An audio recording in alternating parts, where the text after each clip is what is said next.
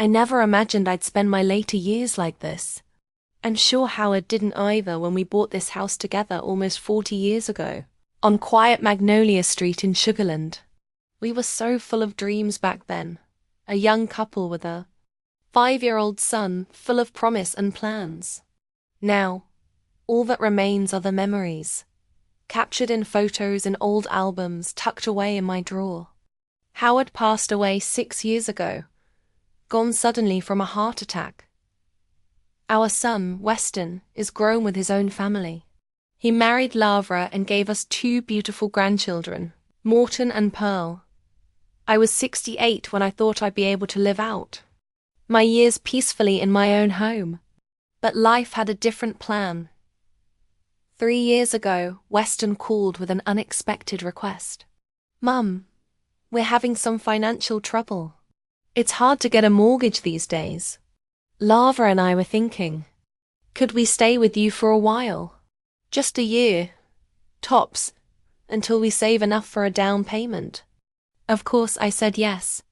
What kind of mother says no to her child, even an adult one? Besides, I was lonely after Howard passed. I thought having my grandchildren around would bring me some joy.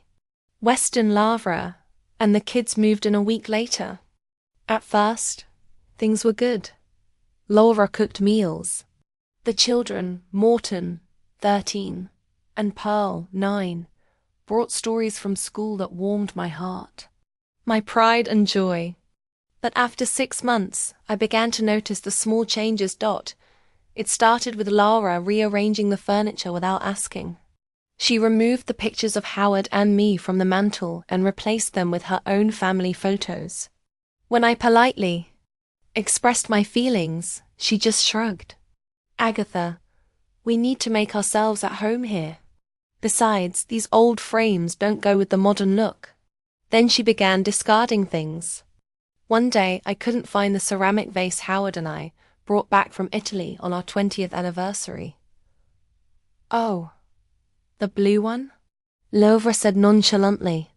"It broke while I was cleaning, but it was so old, don't you think?" My heart ached, but I said nothing. It wasn't just a vase. It was a piece of my life, my history with Howard. Slowly, my place in my own home seemed to vanish.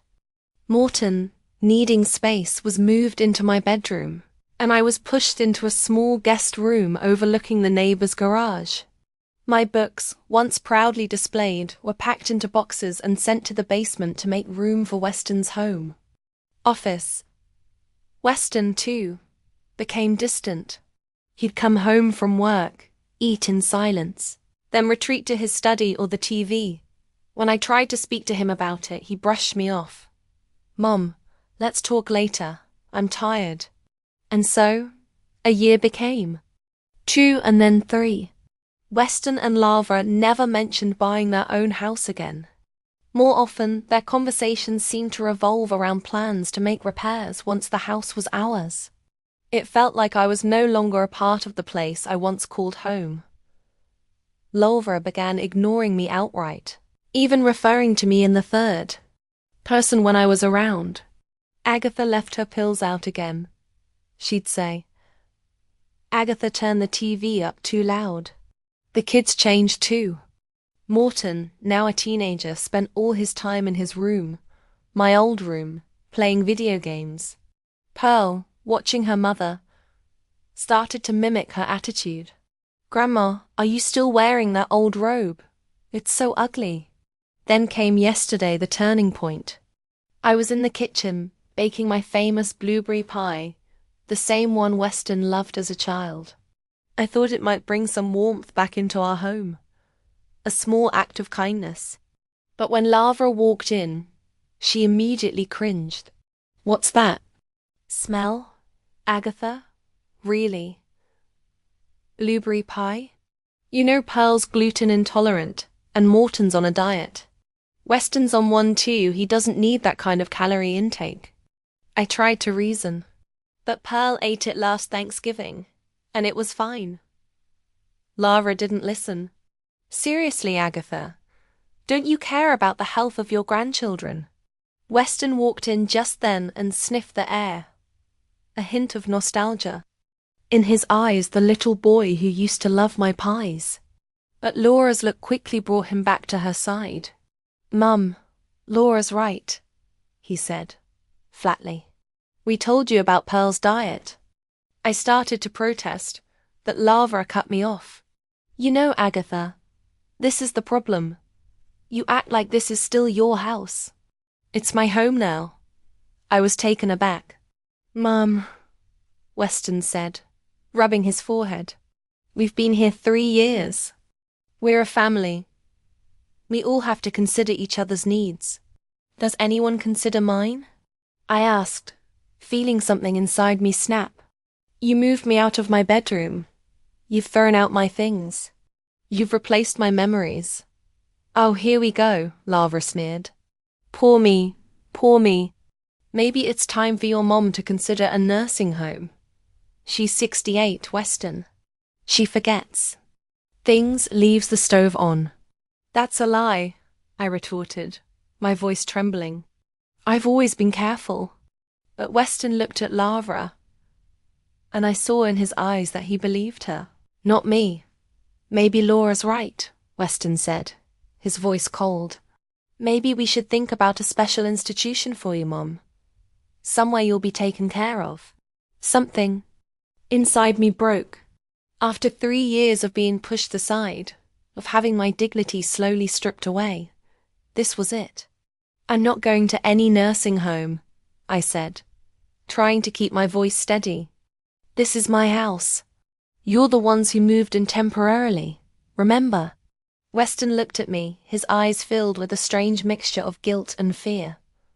"Mom, please, just think about it. You're making this harder than it needs to be." "No," I said. "I'm not leaving. This is my home. You and Lara came here, remember?" Lara slammed her hand down on the table. "Fine, Agatha. You want to act like you still own this place. Either accept that it's ours now, or pack your things and leave." Weston stood silently, his eyes darting between Lara and me. I could see the conflict inside him, but I already knew what would win. "Okay," I said, my voice quiet but steady. "You're kicking me out of my own house." "No one's kicking you out, Mom," Weston said, but it didn't sound convincing. "Maybe you should stay with a friend for a while, just until things settle down." "You said she invited you." I looked at my son, and I didn't recognize him anymore. The boy I raised, the man who once stood up for me, was gone. In his place was a stranger. "Okay," I said, almost surprised at my own calm. "I'll leave. Right now." "Mum, don't," Weston began, but I had already made up my mind so dramatic. Weston laughed nervously. "It's almost night time. You can pack in the morning." "No," I cut him off. "I'm leaving now since I'm no longer welcome in my own home." I left the kitchen and went upstairs to my small room. My hands were shaking, but I methodically gathered the essentials: clothes, medicine, the photo albums I'd saved from Lara, and of course, all the important documents, the title deeds to the house, the bank papers, the insurance papers. I always kept them in a locked box under my bed. When I came downstairs with the 2 suitcases, Weston was standing in the hallway alone without Lara. "Mom, you can't leave like this." "I can," I replied. "And I'm going." "But where are you going?" "To Av. You suggested it. I'll call her." He reached for the phone. "Don't do that, Dot. I called her while I was getting ready. She's waiting for me." That was a lie. I hadn't called a vet, but I didn't want Weston to feel better about taking care of me. "Mum, let's talk about this in feminine when everyone has calmed down." He took a step toward me. "There's nothing to discuss, Weston. You've made your choice." Lara entered the hallway at that moment. Her face lit up with a triumphant smile when she saw my suitcases. "So, you're really leaving?" She asked with ill-concealed satisfaction. Yes, Lavra, just like Yao wanted. At last? She exclaimed with undisguised joy. At last, the house will be mine alone. Weston gave her a warning glance, but it was too late. Lavra, not now, he hissed. Why? She waved her hands in the air. I'm telling the truth. Now we can do a proper renovation here without all this old wallpaper and horrible furniture from the last century. I looked at her and felt a strange feeling, a mixture of pain, disappointment, and relief. Relief. It was as if the mask had finally fallen and everything was clear. Goodbye, Weston, I said, picking up the suitcases. Take care of the kids. Mom. Wait. He took another step toward me, but I was already opening the door. Agatha, don't forget to leave your keys. Lavra shouted after me. We'll have to change the locks, but still. I didn't answer. I silently walked out onto Theppuch and closed the door behind me. The warm summer evening enveloped me, and for the first time in a long time, I felt like I could breathe freely. I walked down the steps and down the driveway without looking back. 40 years of memories were behind me, but with me were my papers, my pride, and a strange, unexpected sense of freedom. Eatprish's house was only 10 blocks from mine, but that night, the journey seemed endless. I wandered the quiet streets of Sagaland, rolling 2 suitcases behind me, and tried to comprehend what had happened. My own son had kicked me out of my house, the home I'd paid off with his father for years, where every corner held the memories of our family. It was almost 1000 p.m. when I rang Yvette's doorbell. We'd been friends for over 30 years, ever since we'd worked together in the school cafeteria. She had been widowed before me almost 10 years ago, and now lived alone in a small but cozy house with a tile roof and a garden full of roses. Agatha opened the door and stared at my suitcases in bewilderment. What's wrong? I'm sorry I'm late, I said, my voice trembling. I need a place to sleep. Can I stay at your place? Yvette opened the door wider without asking questions and helped me drag my suitcases into the hallway. Only when we were sitting in the kitchen with cups of hot tea did she ask, "Tell me what happened." And I died about everything. The 3 years of gradual displacement from my own home, about today's quarrel, about Laura's words, about Weston's silent betrayal. Eat listened without interrupting, only occasionally shaking her head or pressing her lips together. I've always said that Lavra is a real snake, she said when I was done. But Weston, I didn't expect him to be like that. I remember what a good boy he was. I didn't expect it either, I replied quietly, staring into my cup. You can stay here as long as you need to. Eat covered my hand with hers. I have plenty of room. Thank you, I nodded gratefully. But I don't want to be a burden. Don't even start. She interrupted me.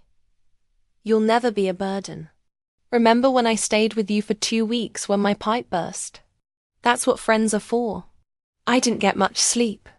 That night, I lay in Yvette's guest room, staring at the ceiling and thinking about my life, about Howard, about how we'd built our house together, about Weston, whom I no longer seemed to know, about my grandchildren, whom I might never see again.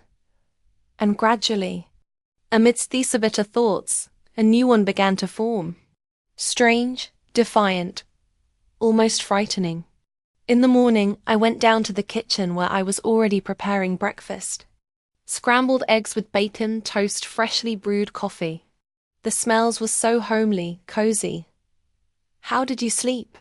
She asked, though I could tell from the circles under my eyes. Not so good, I admitted honestly. Beauty thought about a lot of things. Like what? I took a deep breath, gathering my thoughts. I've decided to sell the house. Eat almost dropped a spatula. What? I'm going to sell the house, I repeated. And the words gave me a strange feeling inside. A mixture of fear and determination. It's all mine. I have all the deeds. I'll sell it and buy something smaller just for me.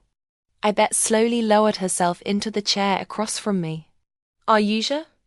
It's a drastic step. I'm absolutely sure. I nodded. Weston and Laura think they can just kick me out and take over my house. Well, I have a surprise for them. A slow, approving smile appeared on Yvette's face. You know what? I like this new fighting attitude. It's exactly what you need. After breakfast, I called Dorothy Ashford, the daughter of an old acquaintance of ours who worked as aerial tour at a local real estate agency. We arranged to meet at her office in 2 hours. The Ashford and Associates office was located in a modern glass and concrete building in the downtown area. Dorothy, an elegant woman of about 45, met me in a conference room overlooking the city park. Mrs. Harrington, it's nice to see you. She shook my hand. Although I must admit I was surprised to get your call. You said you wanted to sell your house on Magnolia Street. That's right. I nodded, pulling a folder of papers out of my bag. All the necessary paperwork is in here. The title, the land deeds, the latest tax report. Dorothy scrutinized the documents, then looked up at me. Everything is in order. The house really does belong to you completely, but let me ask you this. I know your son and his family live there now. Are they aware of your plans? No.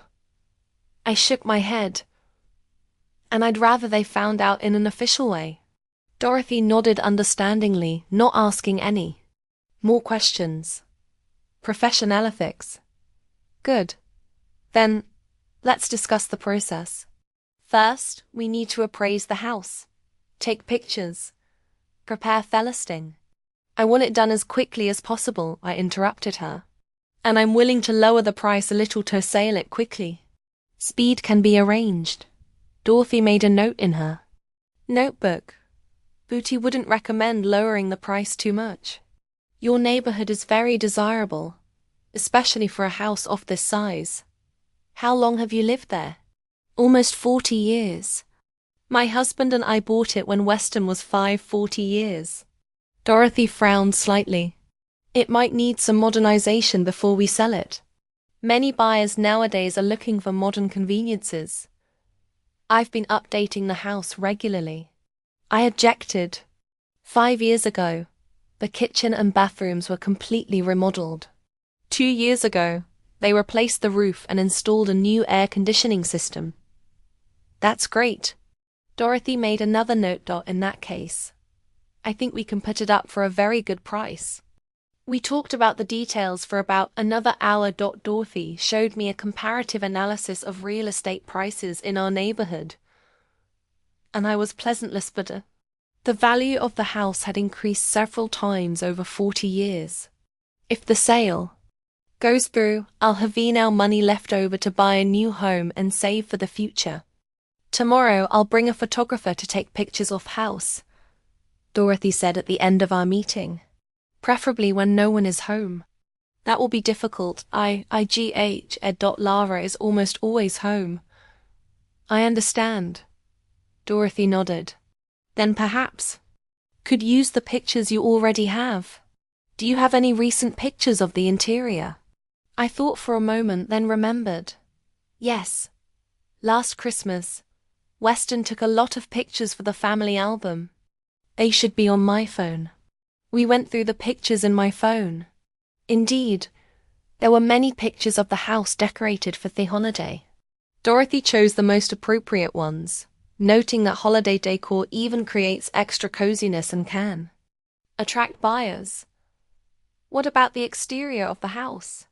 She asked. I can photograph it today when Weston is at work, and Laura is taking the kids to summer camp. I suggested they usually leave around 3 o'clock in the afternoon. Great. Dorothy held out her hand to me. Then I'll expect exterior photos from you, and tomorrow we'll prepare an ad and put the house on the market. As I walked out of Dorothy's office, I felt strangely relieved. For the first time in a long time, I was acting on my own, making decisions that concerned only me. It was frightening and exhilarating at the same time. Back at Yvette's, I told her about the meeting with the realtor. "Where do you plan to live after the sale?" she asked, pouring us tea.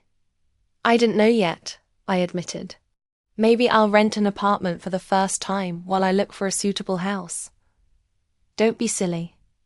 Yvette waved her hand. "You can stay with me as long as you need to. I even like having someone else in the house again. It's been too quiet since George died." I squeezed her hand gratefully. "Thank you. But I don't want to abuse Agatha Harrington." Yvette interrupted me in the stern tone she used to use to quiet noisy school children. "In the cafeteria. If you say abuse again, I will take offense." Okay. I couldn't hold back a smile. In the afternoon, as planned, I drove to my house to take pictures for the ad. My heart raced as I approached the familiar street. What if Laura is still at home? What would I say? But I was in luck. The driveway was empty, meaning Laura had already left with the kids. I quickly snapped a few pictures of the house from different angles, trying to capture the manicured front yard with the hydrangea bushes that were in full bloom and the large oak tree Howard had planted the year we moved in. It was now a majestic tree, giving shade to half the yard. Finished with the pictures, I paused, looking at the house. So many memories had been associated with it. Weston's first steps, family holidays, quiet evenings with Howard on the porch. But now those memories were poisoned by the last few years of humiliation and yesterday's betrayal. It was time to move on. I sent the pictures to Dorothy and got a message from her that everything looked great, and tomorrow the house would appear in the agency's database and on all the major real estate sites. In the evening, Yvette and I sat in her backyard sipping homemade lemonade and watching the sun go down. There was something peaceful about the moment. The quiet buzzing of the bees over the flower beds. The soft evening light. "You know," Yvette said, breaking the cozy-silence, "I think it's for the best." "What is all of this?" She put her hand around the space around her. "That you left them, that you decided to sell the house. Sometimes we need a big push to start something new." I shook my head thoughtfully. I never thought I'd have to start from scratch at my age. "Why not?" Yvette shrugged. "You and I are just over 60. It's not the end of life. Remember Mrs. Fletcher from across the street from the school? She was 75 when she decided to move to Florida and take up windsurfing." I laughed, remembering the eccentric old lady who always wore brightly colored tracksuits and dyed her hair purple. Yes, Mrs. Fletcher was special. "We're all special," Yvette said. "Seriously, we just forget it sometimes. You know, I've been meaning to tell you for a long time. You've changed a lot in the last few years, Agatha. It's like you faded. You used to be so lively, so energetic, and then you first Howard's death, then Weston, and that Lavera of his. It's like you've gotten smaller, quieter." I didn't say anything, but inside I knew she was right. It was as if I had shrunk, invisible in my own house, in my own life. But now, Yvette continued, I see glimpses of the old Agatha, the one who wasn't afraid to stand up for herself. Remember how you told off the headmaster when he wanted to cut the school lunch budget? You bet. I smiled at the memory. Poor Thompson didn't know what to do. Exactly. Yvette raised her finger triumphantly. That's the Agatha I want to see again, not the frightened woman you became in your son's house. Her words hit something deep inside me. She was right. I had allowed myself to become a shadow, a ghost in the corner of the room, ignored by everyone, but not anymore. The next day, Dorothy called me with great news. The listing had caught the attention of several potential buyers, and 2 of them wanted to see the house as soon as possible. That's terrific, I said, feeling my heart beat faster. But what about Weston and Lara? They still live there and don't know about the sale. We're required by law to give all residents at least 24 hours notice of a showing, Dorothy explained. I can't send the official notice today, and we can have the first showing tomorrow. They'll be furious, I muttered, imagining Laura's reaction. It's their problem, Dorothy said firmly. Legally, it's perfectly legal. The house belongs to you, and you have every right to sell it. After some hesitation, I agreed. Dorothy promised to send a formal notice to show the house today. Normally, we ask owners to attend showings, she said. But in your case, given the circumstances, it might be better if I did it myself. Yes, that would be better. I agreed with relief. A few hours later, the phone rang. Weston's name popped up on the screen of my phone. I took a deep breath, gathering my strength, and answered it. Yes, Weston. Mum, what the hell is going on? His voice sounded angry and confused at the same time. We just got a notice that some people are coming to inspect the house tomorrow. What are you doing? Selling the house? I replied calmly. It belongs to me, and I have every right to dispose of my property. There was shocked silence on the other end of the line. You can't do that, Weston finally said. We live here. I don't live here anymore. I said, you asked me to leave, remember? But Mum, his voice trembled. I didn't mean that. I thought you'd stay at Evet's for a few days until things calmed down. I didn't expect you to sell the house. I finished for him. Well, life is full of surprises, isn't it? It's Lara, Weston said suddenly. She provoked you. I'll talk to her and you can go back. Well, work it out. I felt anger rising inside. No, Weston, I said firmly. This isn't about Lara. This is about you. You chose sides when you didn't say anything. When you let her kick me out of my own home, now live with the consequences. Mum, please, he said, a pleading tone in his voice. Let's meet and talk about this. I'm sure we can find a compromise. It's too late for compromise, I replied. The realtor will be at your place tomorrow afternoon at 2 o'clock with potential buyers. Try to make the house look presentable. I pressed the disconnect button, feeling a strange mixture of emotions. Regret that my relationship with my son was ruined, probably forever.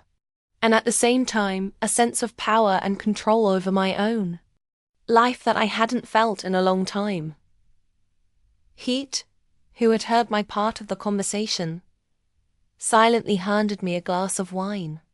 To new beginnings, she said, raising her glass. To new beginnings, I echoed. And for the first time in a long time, I felt that the future might not be as bleak as it had seemed a few days ago. The next day, I purposely didn't walk by my house during their scheduled showing. Instead, Ite and I went to the mall. She argued that I needed to update my closet to fit my new life. At her insistence, I bought a bright summer dress and comfortable sandals, items I hadn't risked wearing in recent years for fear of Laura's taunts that at your age, Agatha, you shall dress more modestly. When we got back, my phone had 5 missed calls from Weston and 2 from Dorothy. I decided to call the realtor first. Agatha. Dorothy's voice sounded excited. I have great news. Both clients are interested in the house, and one of them is ready to make an offer immediately. The Jung family. They recently moved from California and are looking for a spacious home in a good neighborhood. They have 2 teenage children. Very nice people. That's great. I didn't expect it to happen so fast. How much are they offering? Dorothy said depressed, and I almost dropped the phone. It was even more than we had originally planned. They fell in love with the house at first sight, Dorothy continued. They especially like the large rooms in the oak garden. They're ready to put down a deposit today. And Weston and Lavra? I asked, feeling a prick o' funnies. How did the show go with them? Dorothy paused a moment. Let's just say it was tense. Your daughter-in-law tried to disrupt the showing, claiming the house wasn't for sale. I explained the situation, showed her all the necessary documents, but she continued to behave unacceptably. Fortunately, your son intervened and took her upstairs, so I was able to show the house to the clients in peace. I sighed. That was exactly the reaction I had expected from Lavra. I'm sorry about that, Dorothy. Don't apologize, she said firmly. It's part of my job. So, what about the Chang family's offer? Do you accept it? I took a deep breath. This was the moment of truth, the point of no return. Yes, I said firmly. I accept their offer. Good. I'll contact their agent and start the paperwork. If everything goes smoothly, we should be able to close the deal within 3 weeks. After talking to Dorothy, I sat down on the couch, feeling a strange emptiness inside. It's done. I'm selling the house I've lived in most of my life. The house where my son grew up, where Howard and I dreamed of spending our old age. What's wrong? Yvette sat down next to me. Bad news? No. I shook my head. On secondary, the house is for sale. The offer is even higher than we expected. But you don't look happy, I've remarked. It's all so final. I tried to explain my conflicting feelings. 40 years of life, and just like that, it's over. Eat took my hand. It's not the end, Agatha. It's a beginning, your new journey. And you know what? I'm proud of you. Not everyone can find the strength, though, do what you're doing. Before I could answer, my phone rang. Weston, I have to take this. I sighed. Eat nodded and tactfully left the room, leaving Melone with the phone. Yes, Weston. Mum, this madness has got to stop. Hesitated right away, not even saying hello. Some people came by today looking at everything, taking pictures. Laura almost had a nervous breakdown. They're potential buyers, I replied calmly. And Done of them had already made an offer, which I accepted. There was a long pause. You're really doing this? Weston sounded confused. You're selling the house, right out from under us, to your own son. And you kicked your own mother out of her house, I parried. It's not very nice to be out on the street, is it? I didn't kick you out, he exclaimed. I just offered to stay with Yvette for a while until we all calmed down. No, Weston, I said firmly. You took Laura's side when she said the house was hers alone. You kept your mouth shut, and now you have to live with the consequences. Look, his tone changed, almost pleading. Let's get together and talk. Without Lavra, just you and me, like we used to. I felt something tingle inside me. Despite everything, he was still my son, my only child. Okay, I agreed after a pause. Tomorrow at Martha's at 10 o'clock in the morning. Thanks, Mum. The relief in his voice was almost palpable. I'll be there. Martha's cafe was a special place for Weston and me. When he was a teenager, I often took him there on Saturdays. We'd eat pancakes with blueberry syrup and talk about everything in the world. Those were happy times when there was no wall of separation between. US. I arrived a little early and chose a table by the window, the same one we always sat at. Marta, the owner of the cafe, recognized me immediately. Agatha, I haven't seen you in ages. She hugged me tightly. How are you? How's Weston? I'm fine. I lead with a smile. Weston will be here in a minute. Then I'll make your favorite pancakes. Martha winked and headed forth kitchen.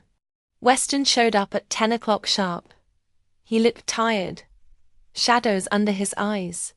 When he saw me, he hesitated for a moment as if he wasn't sure what to do.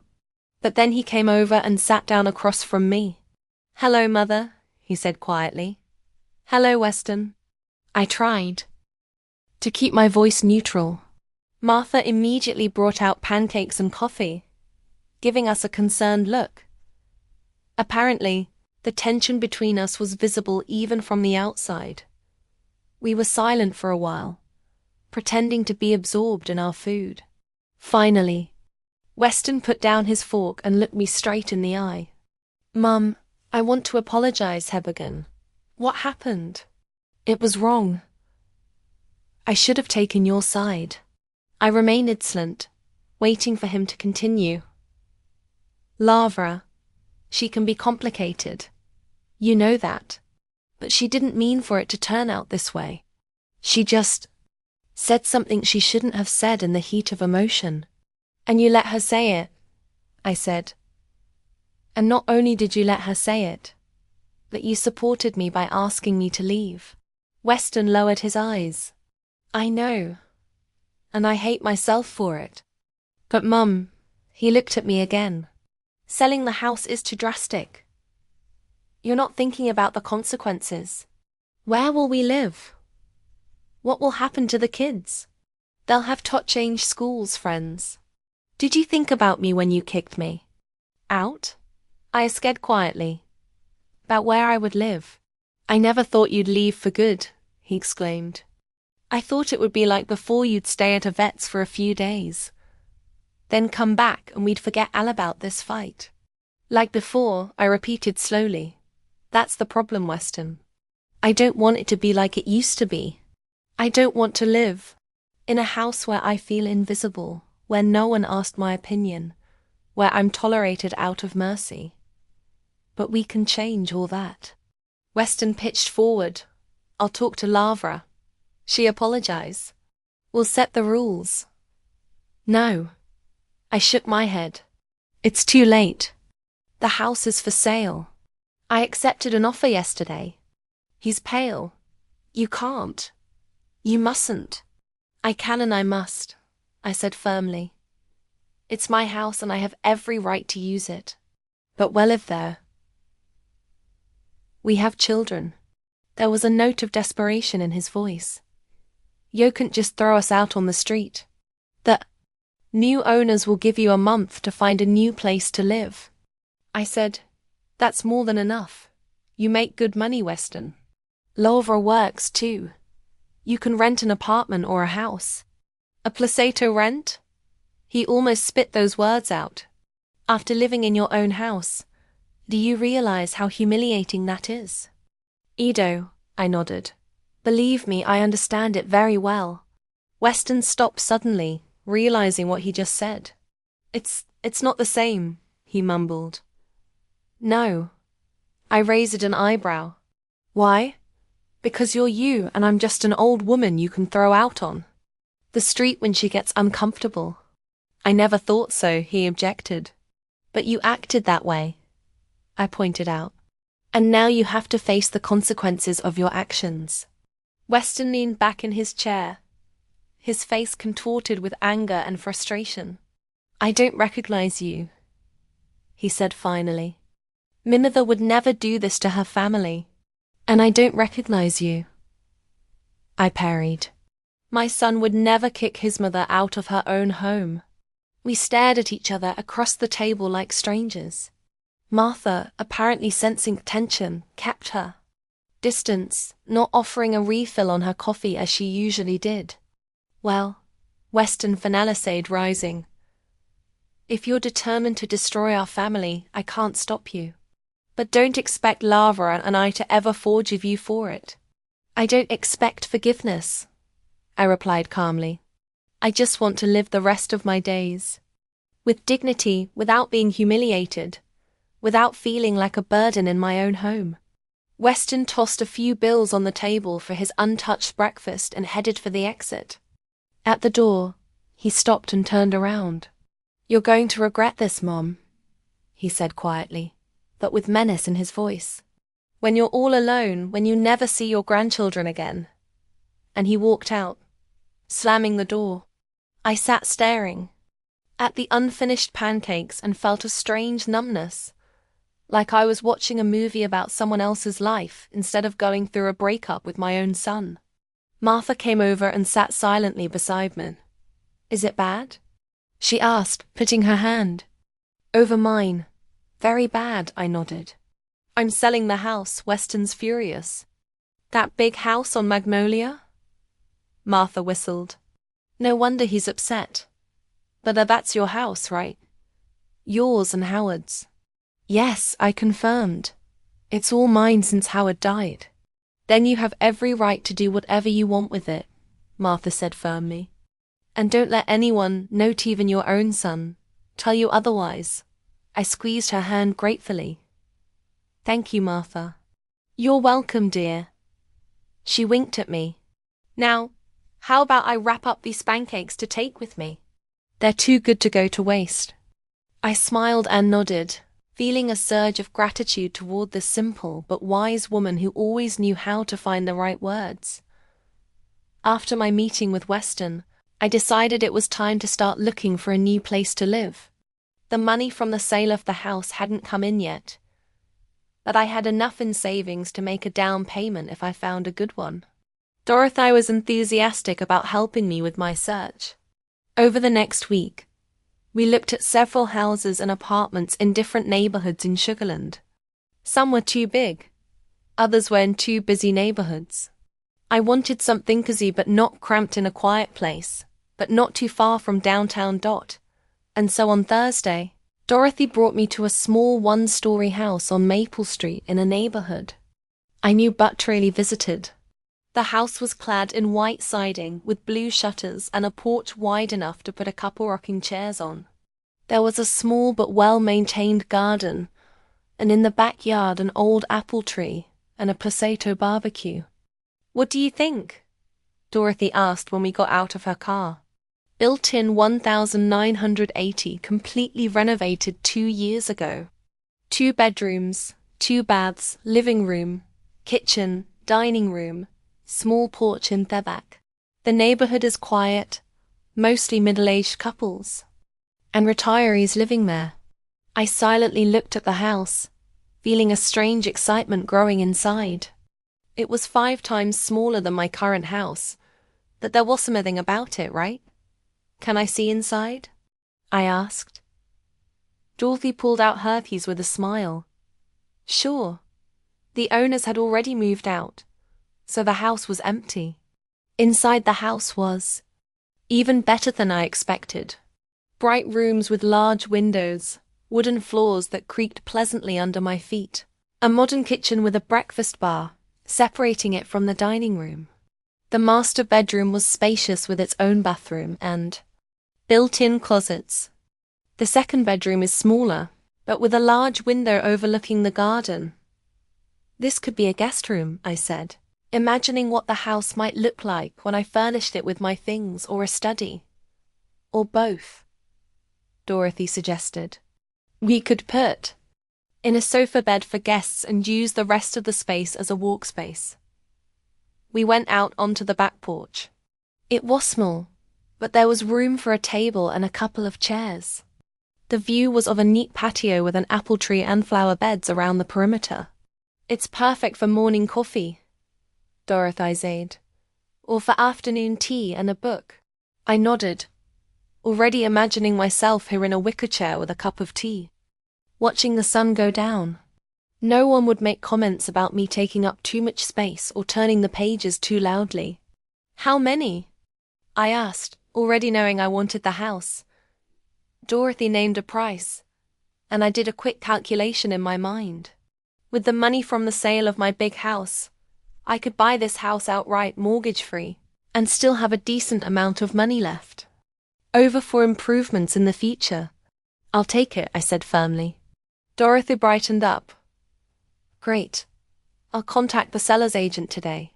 Since the house is already empty and you're willing to pay full price right away, we can close the deal very quickly." "How quickly?" I asked, suddenly feeling impatient. I wanted to move into my new home as soon as possible to start my new life. "If everything goes smoothly, you'll be able to move in 2 weeks," Dorothy said. "Maybe even sooner." 2 weeks. It seemed both too long and too short for such a major life change. When we got back to Vet's house, I told her about the new house, showed her the pictures I'd taken with my phone. It's perfect for you, Vet approved. It's big enough, but not too big. And that garden, you'll be able to grow your roses like you've always wanted to. Yes, I smiled, remembering how Lara had cut down my rose bushes, saying they were old-fashioned and took up too much space. That same evening, Dorothy called with the news. The owners of the new house had accepted my offer, and we could begin the paperwork. At the summertime, the sale of my old house was also moving forward. The Jung family had already signed all the necessary papers and we were just waiting for the final closing. The next 2 weeks passed like a blur. I signed documents, went to the bank, met with lawyers. At the same time, I started buying things for the new house. Not furniture, which I decided to buy later, but little things that make the house cozy. New curtains, kitchen towels, a set of dishes, linens. I hadn't heard from Weston since the day we met at the cafe. I knew he and Laura still lived in the house, but were preparing to move.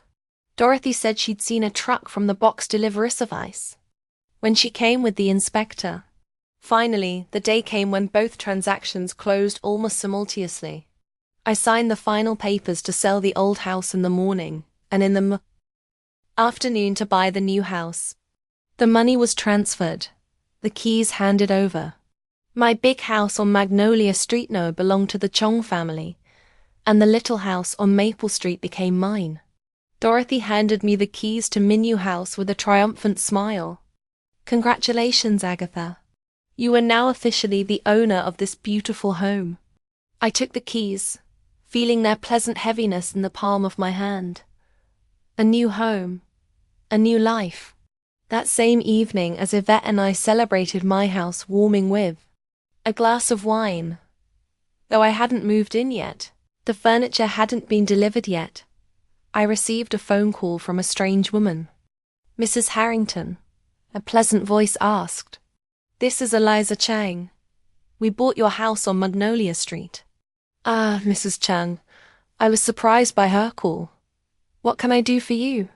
I just wanted to let you know that we sent a formal notice to your son and his family to vacate the house within 30 days as agreed. But I thought you should know too. They didn't take it very well. What do you mean? I asked, feeling my heart clench. Your daughter-in-law was very aggressive, Mrs. Chun said carefully. She yelled at my husband that we had no right to kick them out, that the house should have gone to them. Your son eventually took her away, but it was unpleasant. I'm sorry, I said sincerely. They knew about the sale and the timing too. Don't apologize. It's not your fault, Mrs. Jung said quickly. I just thought you should know. After Mrs. Cheng spoke to me, I sat staring off into space for a long time. So, Weston and Lara were still hoping they could stay in the house. Perhaps they didn't believe I would actually follow through. Or maybe they thought the new owners would let them live there as tenants. Either way, reality had caught up with them, and judging by Laura's reaction, they weren't ready for it. 3 days after that call, I moved into my new home. By then, the basic furniture had already been delivered. Bed, couch, dining table, and cabinets. I planned to add the rest gradually, choosing each item with love and attention. The first night in the new house was strange. Unfamiliar sounds, smells, sensations. But when I woke up in the morning and stepped out onto the back porch with a cup of coffee to greet the dawn, I felt a surprising calm. There were no heavy memories here. No ghosts of the past, just me, my coffee, and the rising sun. It's amazing how quickly time flies when you're busy settling into your own life. 3 months in the new house flew by. September was followed by October, then November. Sugarland was in the midst of a mild Texas fall. Still warm during the day, but cooler in the mornings. The leaves on the trees were slowly changing color, painting my little garden in shades of gold and bronze. Every morning, I woke up with a sense of quiet joy. No one commented on what time I got up, what I wore, or what I was going to do today. I could eat breakfast on the veranda, reading a book, or watch old movies until midnight, without fear that someone would roll their eyes and say, "Those old melodramas are so boring." Agatha, of course. There were lonely evenings when I sat in the quiet of my new home and thought about how my life had turned out. Thinking about Weston, about the grandchildren I hadn't seen in months. But I didn't allow myself to wallow in self-pity. Instead, I decided to build a new life. A life in which I was the protagonist, not an inconvenient secondary character. The first step was getting to know my neighbors. To my right lived a couple about my age, Oliver and Janet Kramer, retirees who had moved from Chicago 5 years ago. Oliver was a former engineer and Janet was a music teacher. They immediately invited me over for a barbecue, introduced me to the other neighbors, and I soon formed a small circle of new acquaintances. On the left lived Rosemary Paul, a widow in her 50s with 2 grown children who already lived separately. Rosemary worked as a florist and ran a small flower store downtown. After hearing about my love of gardening, she suggested I join a local gardening group that met once a week at the community center. "We're just short of new members," Rosemary said as we sipped tea on my veranda. "And believe me, Agatha, there is no better way to make friends at our age." So, I became a member of the Sugarland Green Thumbs, a group of gardening enthusiasts who exchanged advice, seeds and cuttings, and once a month organized excursions to botanical gardens or nurseries. There were about 15 people in the group, mostly women my age or a little younger, but there were a few men and even a couple of young moms who wanted to learn how to grow their own vegetables. The group was led by an energetic 70-year-old Eleanor Dixon, a former botany professor who knew absolutely everything about plants. Under her guidance, I began to transform my small backyard into a paradise. The roses I had always wanted to grow now took pride of place along the south wall. Elena helped me choose varieties that did well in the Texas climate and taught me how to care for them. Gardening turned out to be not only an enjoyable hobby, but also a kind of therapy. When I was digging, pruning branches, or watering plants, thoughts of Weston and his family receded into the background. I was in the here and now, alone with nature, creating something beautiful with my hands. One Tuesday, after a regular meeting of the gardening group, Elena stopped me. "Agatha, have you ever thought about teaching?" she asked without preamble. "Teaching?" I blinked in surprise. "No, never. I've worked as a school cook, but that's different. You have a talent for explaining complicated things in simple terms." Eleanor said, "I noticed how you helped Brenda with her problem hydrangeas. It was very clear to the point, and most importantly, she got it right the first time. That's a rare gift." I shook my head in embarrassment. "I don't think any conclusions can be drawn from this." "Yes," Eleanor said firmly. "Listen, our community center is looking for a teacher for beginning gardeners. Just once a week, 2 hours, small group, mostly young moms and retirees. Nothing complicated. There's a house plant care, garden planning, seasonal work, and the pay is good." "Yeah, I don't know." I was confused. "I don't have any education in this field, only personal experience." "That's exactly what they need." Eleanor patted my arm. "Not a botany professor, but a person who can tell you how to grow tomatoes on the balcony, or save a dying orchid. Think about it." Okay. It promised to think about it. Even though the idea seemed a little scary to me, teaching at my age. But the thought wouldn't let me go. And a few days later, I called the number Eleanor had given me. To my surprise, the director of the community center, Mr. Patterson, was very interested in my candidacy. We met, discussed the format of the classes, and by the end of November, I was teaching my first course, Gardening for Beginners. There were 12 people in the class, and to my great relief, the first class went better than I expected. The students asked lots of questions, listened attentively, and no one fell asleep out of boredom, which I thought was a good sign. Besides gardening, I decided to revive another hobby that had been forbidden in Weston and Laura's house for many years: tea ceremonies. As a young girl, I became fascinated with Japanese tea culture, even taking special courses in Houston. I had a beautiful tea set and all the necessary accessories, which were miraculously preserved in boxes in the basement of the old house, and which I took away when I moved.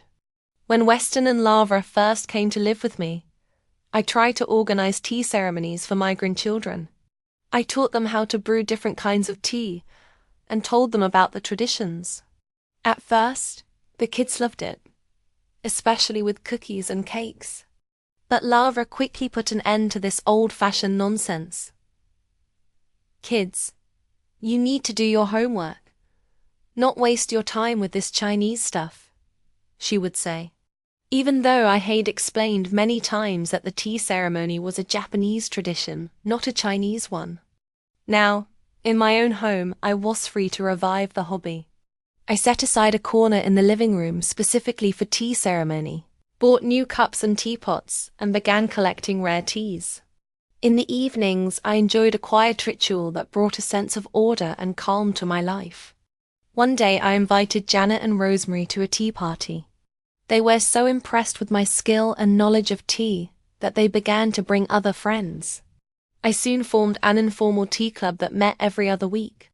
"Agatha, you should do this professionally," Rosemary once said after a particularly successful ceremony with jasmine tea and homemade almond cookies. "Seriously, I'd pay for that kind of experience." "Don't be silly," I brushed it off. "One needs tea ceremonies in Sugarland."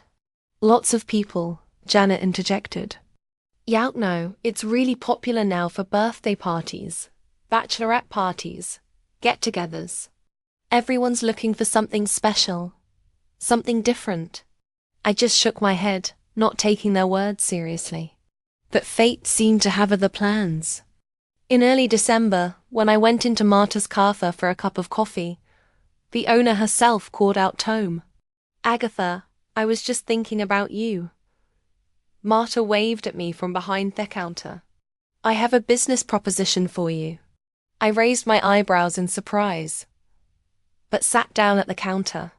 Martha poured me a cup of coffee and held out a plate of blueberry muffins, my favorite. "I hear you do amazing tea ceremonies," she began without preamble. "From who?" I wondered. "Rosemary. She's a regular customer of mine," Martha explained. "And here's what I was thinking. My cafe is almost empty at night. Everyone comes in for breakfast and lunch, and after 5 o'clock it's quiet.